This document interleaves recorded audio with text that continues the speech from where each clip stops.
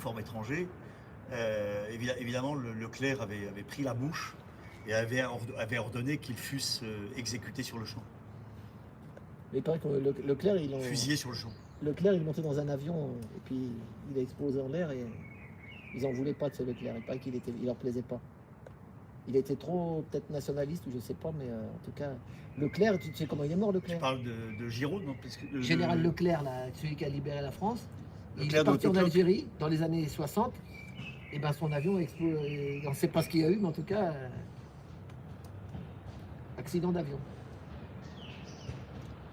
Il s'est fait zigouiller. On ne sait pas. Moi, je préfère le personnage de Delattre de Tassigny. Juin, c'est pareil, c'est les maroquinades en Italie, hein, Monte Cassino. autour de Monte Cassino. Il y a des choses qui heurtent quand même, comment dire, la morale.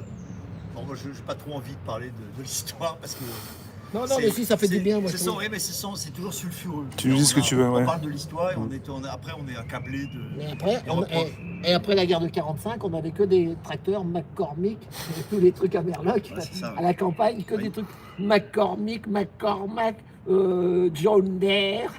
C'est ça. Hein, Bah oui, on l'a c'est ça. perdu. Bah, Ils vendent tous leurs trucs. On a perdu la guerre. Hein. Voilà, et je vous conseille, tiens, s'il y en a qui veulent voyager un peu, allez voir Léo Nicolian. Il est en Russie là-bas. Léo Nicolian. Hein. Ben, on a perdu la guerre parce qu'en fait, la France était alliée de l'Allemagne. C'est la réalité. C'est une réalité qui peut déplaire, mais Ah c'est ouais. la réalité. Allié. Mais bien sûr, puisque la politique de collaboration, c'était une politique une politique qui convenait tout à fait à nos voisins d'outre-Rhin. Mais notre position, on était un peu fragile. Les Américains sont venus, ils sont pas venus tout de suite. Quand ils sont venus, c'est pour quelque chose. Hein. Ils sont pas venus pour rien, quoi.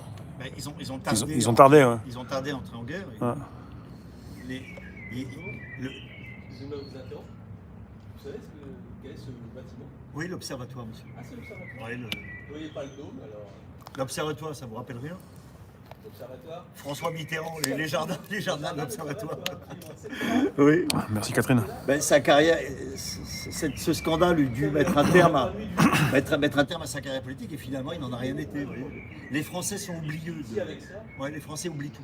bien sûr. Sont Même des- du jour au lendemain. Du jour au lendemain. Oui. Allez, l'ancien Premier ministre Philippe qui parade alors qu'en fait, les gilets jaunes, il y en a aucun parti. On est gilets jaunes, nous, hein, donc il n'y a pas de quoi parader. Hein. Le bilan de. Vous êtes des gilets jaunes originels. Complètement. Pas de Ouais. la fin. Ouais. Non, encore, on est gilets jaunes originels et d'aujourd'hui. Ah bah voilà, c'est ça. Oui. Voilà. Bref, Du début, du premier jour et d'aujourd'hui. Ouais. Qui bossent et qui ont marre de payer trop de Voilà, nous on veut. Il y a un déficit de démocratie et maintenant de liberté, donc on est mobilisé sur ces deux fronts. Ouais. Donc voilà, donc parade comme si tous les mensonges sur le Covid ne les avaient pas dit comme tout le monde, les masques, etc. Et donc les gens sont amnésiques. C'est une petite oligarchie qui. Amnésique. Voilà, complètement amnésique. Ah oui, c'est une oligarchie. Mais nous on n'oublie pas, hein, on sait ce qu'ils nous ont fait et voilà, voilà on sait. Je dis ça, j'en étais un. Donc, On sait comment ils ont massacré le peuple et sans sourciller. Hein. Lorsque le peuple a demandé des comptes aux gouvernants, là il y a eu une riposte. Là ils ont fait usage de la violence d'État tout de suite, hein, sans hésiter. Hein. C'était le seul moyen de casser les gilets. Hein. le problème, c'est que vous Oui. avez été débordé par des black blocs, par l'extrême gauche. C'est ça le sujet. Ouais, ou par des barbouzes de l'État. Hein, ça c'est pas. Non, Oh, ça, c'est pas vrai. Non, vous avez été débordé, vous avez été noyé quoi, par la crapule de l'extrême gauche. C'est ça le problème. Et donc, ceux qui formaient le noyau dur, qui étaient des gens. bon, il y a des gens d'extrême gauche qui sont bien aussi. On avait, voilà, il y avait. Il y a une répression aussi depuis des mois de répression. C'est des furieux. Hein. Le jour où ils arrivent au pouvoir, vous passez à la casserole. Ah bah écoutez, on verra bien. Qui ça? Merci en tout cas, merci de votre appréciation. Ouais. Le jour où qui passe au pouvoir? L'extrême gauche.